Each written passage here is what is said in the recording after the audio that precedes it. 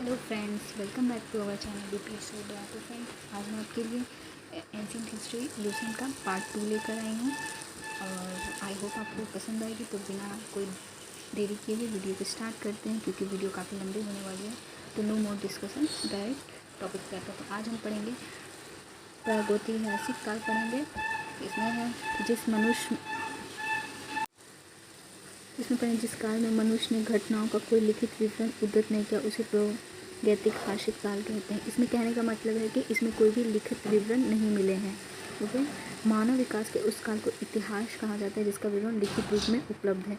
इतिहास जिसमें लिखित विवरण मिलते हैं उन्हें इतिहास कहते हैं, और जिनमें लिखित विवरण नहीं मिलते हैं उन्हें प्रागैतिहासिक काल कहते हैं।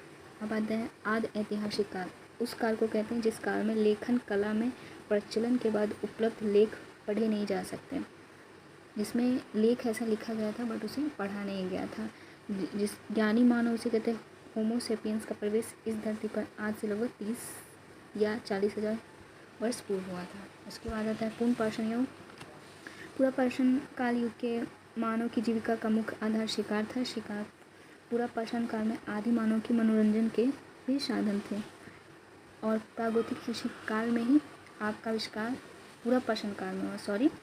आग का आविष्कार पूरा पाषाण काल में एवं पहिए का नव पाषाण काल में आविष्कार हुआ है। ठीक है, आगे पढ़ते हैं। मनुष्य ने सर्वप्रथम तांबा धातु का प्रयोग किया था। ये इम्पॉर्टेंट है, इसको नोट डाउन कर लेंगे। तथा उसके द्वारा बनाया जाने वाला प्रथम औजार कुल्हाड़ी था। यूपीएससी में से क्वेश्चंस आ सकते हैं और आते भी हैं माइनर क्वेश्चंस। तो पूछ सकते हैं कि सबसे पहले कौन से औजार बनाए गए थे। तो कुल्हाड़ी, जो प्राप्ति स्थल कम था। कृषि का आविष्कार नवपाषाण काल में हुआ, और कृषि का आविष्कार नवपाषाण काल में हुआ। ठीक है, सबसे प्राचीन फसल गेहूं की गई थी और जौ की गई थी। मानव द्वारा सर्वप्रथम प्रयुक्त अनाज चावल था। कृषि का प्रथम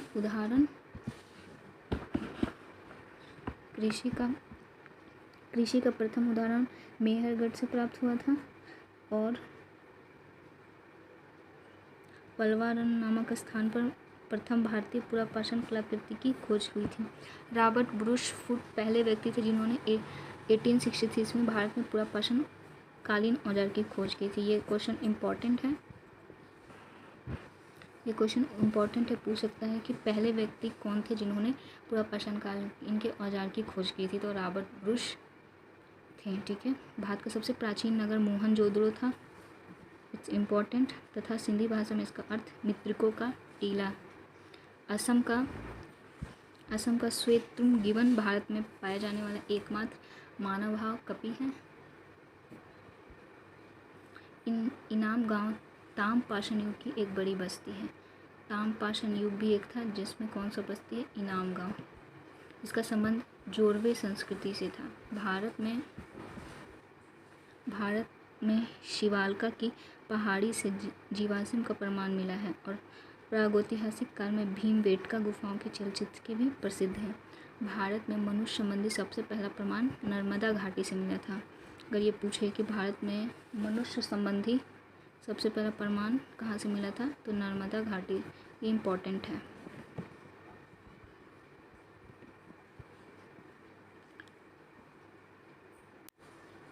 अब बात करते हैं सिंधु सभ्यता के बारे में। तो रेडियो कार्बन C14 जैसी नवीन विश्लेषण पद्धति के द्वारा सिंधु सभ्यता की सर्वमान्य तिथि 2400 ईस्वी पूर्व से लेकर 1700 ईस्वी पूर्व मानी गई है। इसका विस्तार त्रिभुजाकार है।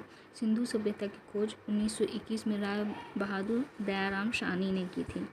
ठीक है, ये तो इम्पोर्टेंट है, हम इसको पढ़ते भी आ रहे हैं कि सिंधु सभ्यता जो थी उसकी खोज किसने की थी। तो राय बहादुर दयाराम साहनी, हम ज़्यादातर नाम सुनते हैं दयाराम साहनी, यहाँ पूरा नाम दिया हुआ है राय बहादुर दयाराम साहनी, और 1921 में। सिंधु सभ्यता को आदि ऐतिहासिक काश युग भी कहा जाता है। ठीक है, इसको आदि ऐतिहासिक भी कहा जाता है और काश युग भी कहा जाता है। सर जॉन मार्शल भारतीय पुरातत्व सर्वेक्षण विज्ञान के तत्कालीन महानिदेश ने 1924 ईस्वी सिंधु घाटी सभ्यता नामक उन्नत नागरिक सभ्यता पाए जाने में विधिवत घोषणा की थी। ठीक है, सिंधु सभ्यता के शाब्दिक पश्चिम पूरा स्थल दाशक नदी के किनारे स्थित सुत्काडोर, पूर्वी पूरा स्थल हिंडन नदी के किनारे आलमगीरपुर, उत्तरी पुरस्थल चिनाब नदी के तट पर अखनूर निकट मादा व दक्षिणी पुरस्थल गोदावरी नदी के तट पर दाइमाबाद, जहाँ जो है अहमदाबाद महाराष्ट्र में है। अब यहाँ पे आते हैं मोहनजोदड़ो, हड़प्पा, गनवाड़ीवाला, धौलीवाला, राखीगढ़ी एवं कालीबंगन सिंधु सभ्यता संस्कृत की नागरिक सभ्यता थी। ठीक है, यहाँ पे एक नोट में दिया है, इम्पोर्टेंट है कि सिंधु घाटी सभ्यता का सबसे बड़ा स्थल कौन था, तो मोहनजोदड़ो, जबकि भारत में इसका सबसे बड़ा स्थल राखीगढ़ी घग्गर नदी है, हरियाणा के जिंद जिला में स्थित है। इसकी खोज 1969 ईस्वी में सूरजभान ने की थी। ठीक है,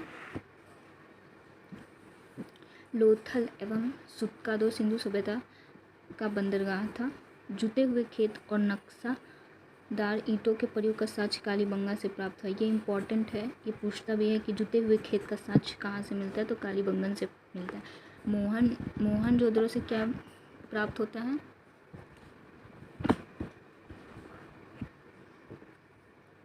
तो मोहनजोदड़ो से प्राप्त स्नानागार सभ्यता 37 सदी की सबसे बड़ी इमारत है। इसका मध्य स्थित स्नान कुंड 11.88 मीटर लंबा है और 7.01 मीटर चौड़ा एवं 2.43 मीटर गहरा है। अग्निकुंड लोथल एवं कालीबंगन से प्राप्त हुआ है। अग्निकुंड लोथल कालीबंगा से प्राप्त, मोहनजोदड़ो से प्राप्त एक सिर पर 3 मुख वाले देवता पशुपतिनाथ की मूर्ति मिली है। उनके चारों ओर हाथी, गैंडा, चीता एवं भैंसा विराजमान है। मोहनजोदड़ो से नर्तकी की एक कांच की मूर्ति भी मिली है। कहाँ, मोहनजोदड़ो से। हड़प्पा की मोहरों पर सबसे अधिक एवं श्रृंगी पशु का आंकलन मिलता है।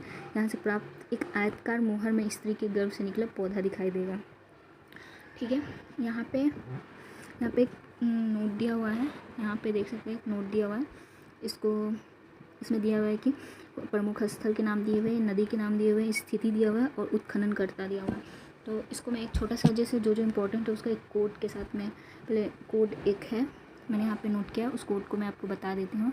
वैदिक सभ्यता पे वैदिक काल का विभाजन 2 भागों में किया गया। ऋग्वैदिक काल जो 1500 से 1000 ईस्वी पूर्व तक है और उत्तर वैदिक काल 1000 से 600 ईस्वी पूर्व तक किया गया है। आर्य समाज सर्वप्रथम पंजाब एवं अफगानिस्तान में बसे हैं। मैक्स मुलर ने आर्यों का मूल निवास स्थान मध्य एशिया को माना है। आर्यों द्वारा निर्मित सभ्यता वैदिक सभ्यता कहलाई है। तो वैदिक सभ्यता कैसे कहलाई है, तो आर्यों द्वारा निर्मित सभ्यता से ही बौद्धिक सभ्यता कहलाई। यह एक ग्रामीण सभ्यता थी और आर्यों की भाषा संस्कृत थी। यहाँ पे एक छोटा सा नोट में लिखे कि आर्य शब्द भाषा समूह को इंगित करता है। आर्यों के प्रशासनिक इकाई आरोही क्रम से इन 5 वर्गों में बटा था। कुल, ग्राम, विश, जन, राष्ट्र। ग्राम के मुखिया ग्रामीणी, विश का प्रधान विशपति एवं जन के शासक राजन कहलाते थे। राजकीय अधिकारी में पुरोहित एवं सेनानी प्रमुख थे। वशिष्ठ रूढ़िवादी एवं विश्वामित्र उदार पुरोहित थे। ये सब इतना इम्पोर्टेंट नहीं है इसलिए इसको स्किप करते हैं, आगे बढ़ते हैं।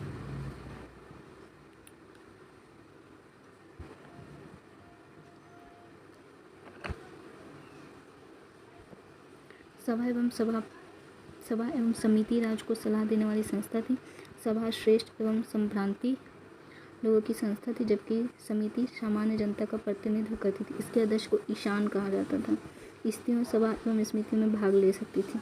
युद्ध में कबीले का नेतृत्व राजा करता था। युद्ध के लिए गविष्ट शब्द का प्रयोग किया जाता है। युद्ध के लिए कौन सा शब्द का प्रयोग किया जाता था, गविष्ट के लिए, जिसका अर्थ गायों की खोज।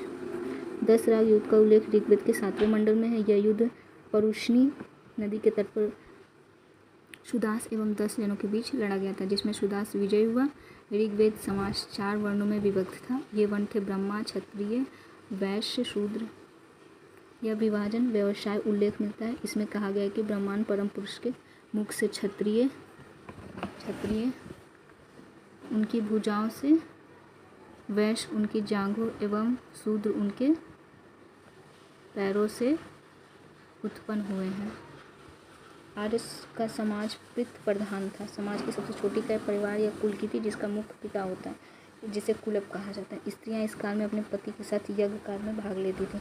बाल विवाह एवं पर्दा प्रथा का प्रचलन नहीं था। इस टाइम में वैदिक काल में ये सब का प्रचलन नहीं था, बाल विवाह एवं पर्दा प्रथा का।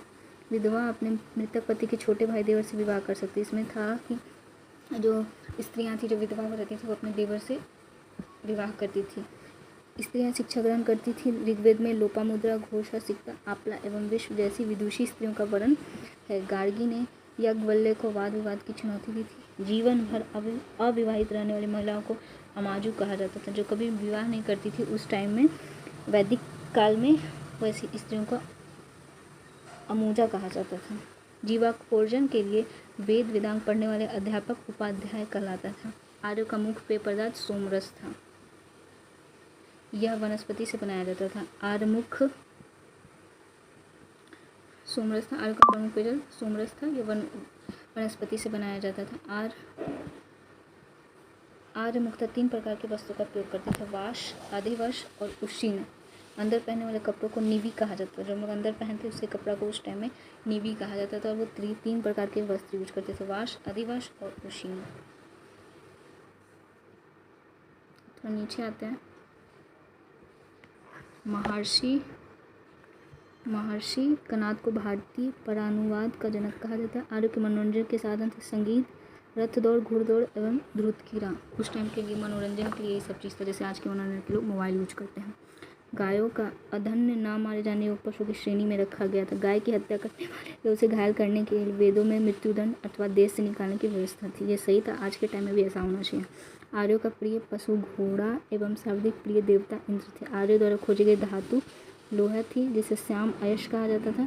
तांबे की लोहित अयस्क कहा जाता था। व्यापार हेतु दूर तक जाने वाले व्यक्ति को पणी कहते थे। ऋण देकर ब्याज देने वाले व्यक्ति को वेकनॉट कहते थे।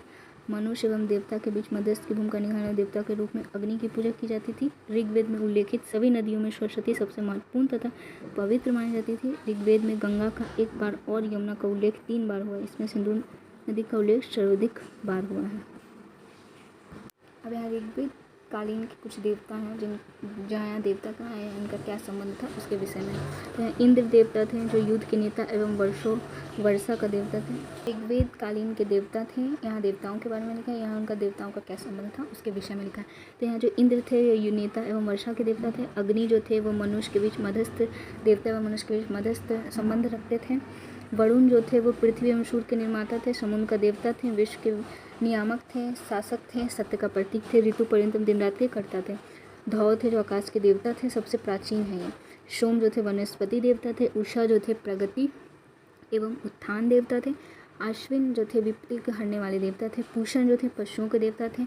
विष्णु जो थे विश्व के संरक्षक एवं पालन करता थे। जो मरुत थे आंधी तूफान के देवता थे। उत्तर वैदिक काल में राजा के राज्याभिषेक के समय उत्तर वैदिक काल में हल का शिरा और हल की रेखा को सीता कहा जाता था। उत्तर वैदिक काल में निष्क और शतमान मुद्रा की इकाई थी, लेकिन इस काल में किसी खास भार, आकृति और मूल्य के सिक्कों का चलन का कोई प्रमाण नहीं था। इस उत्तर वैदिक काल में कोई भी सिक्कों का चलन नहीं था। शाक्य दर्शन भारत के सभी दर्शनों में सबसे प्राचीन है। इसके अनुसार मूल तत्व 25 है, जिनमें प्रकृति पहला तत्व है। सत्यमेव जयते मुंडकोपनिषद से लिया गया है। ठीक है, ये इंपॉर्टेंट है, मैं यहाँ इंपॉर्टेंट लिख दे रही हूँ। इसी उपनिषद में यज्ञ की तुलना फूटी नाव से की गई है। गायत्री मंत्र सवित्र नामक देवता को संबोधित है, जिसका संबंध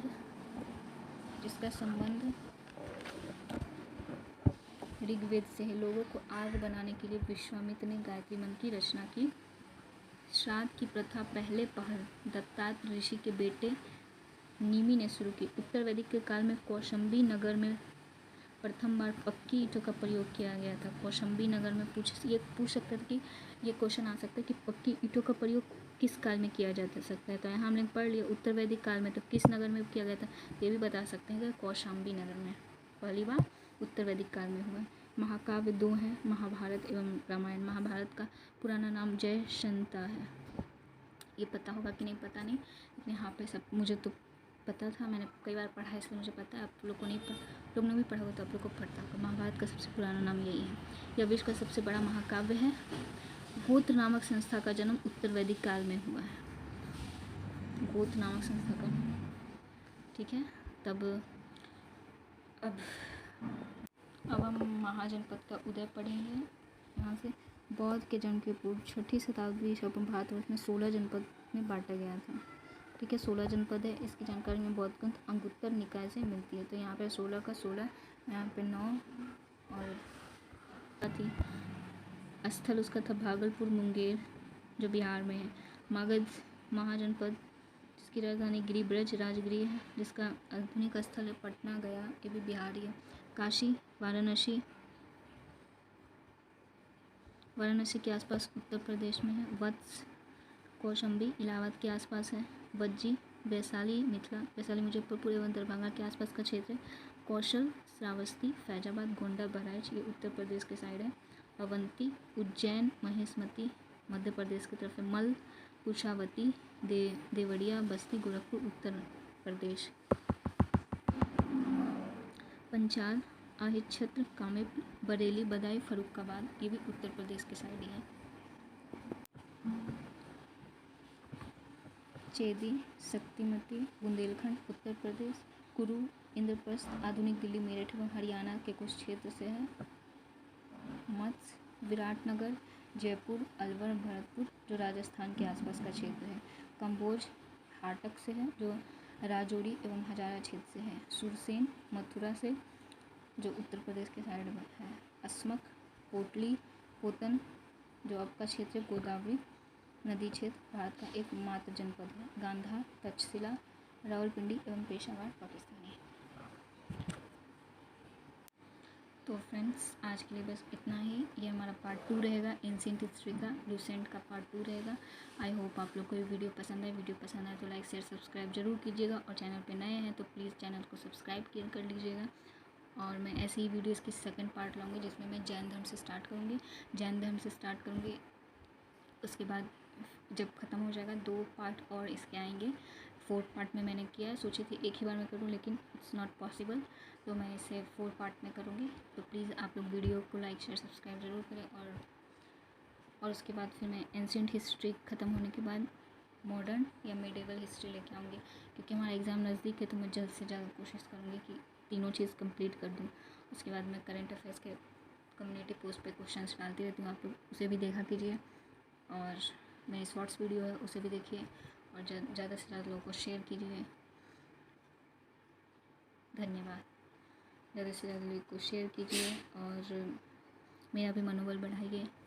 तो फिर मिलते हैं अगली वीडियो में, तब तक के लिए बाय बाय, टेक केयर।